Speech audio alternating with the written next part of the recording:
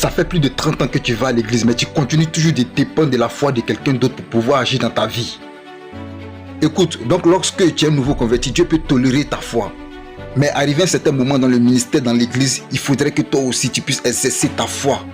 Parce que tu ne peux pas toujours te comporter comme un enfant, attendant que les autres prennent leur foi afin de pouvoir exercer les miracles dans ta vie au fait. Tu as un devoir, tu as une responsabilité. Forger aussi ta foi. Arrêtez de fatiguer toujours les pasteurs en pleine nuit. À minuit, un témoin t'attaque, tu prends ton téléphone afin de pouvoir appeler ton pasteur pendant qu'il est en plein sommeil. Pourtant, cette même autorité que Jésus lui a donnée, cette même autorité aussi, Jésus aussi te l'a offert. Mais qu'est-ce que tu en fais de ça? Et la Bible en a déclaré ainsi: voici les signes qui accompagneront ceux qui auront cru en mon nom.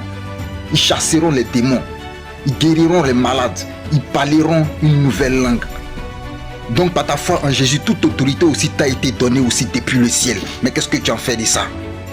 Le pouvoir est entre tes mains et c'est de ton devoir de pouvoir l'utiliser aussi.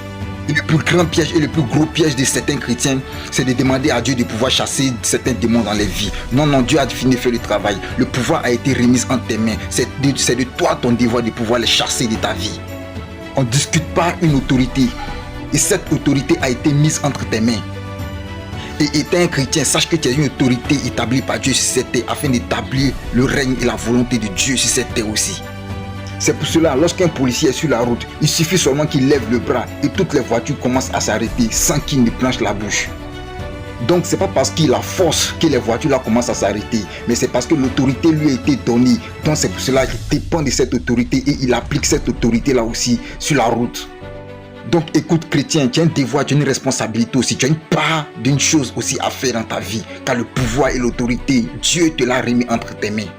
Donc c'est le moment d'utiliser cette autorité afin de menacer tout rôdeur, tout démon, toute situation désagréable qui rôde dans ta vie ou qui est gênante dans ta vie.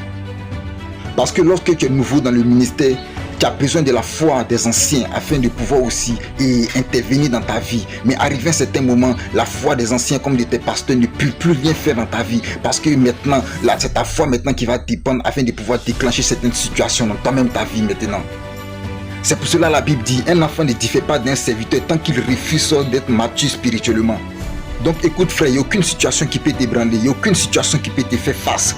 Jésus a dit, il suffit juste d'un petit grain de foi afin de pouvoir déplacer une montagne. Il suffit juste de croire que Jésus t'a donné le pouvoir afin de pouvoir déplacer n'importe quelle montagne qui te fait face au fait. Donc je vais peut-être te choquer à travers cette phrase, mais Jésus ni Dieu ne peut rien faire pour toi tant que toi-même tu ne peux rien faire pour toi. Parce que la manifestation de la puissance de Dieu dans ta vie dépend aussi de l'exercice de l'autorité et du pouvoir qui a été remise en tes mains.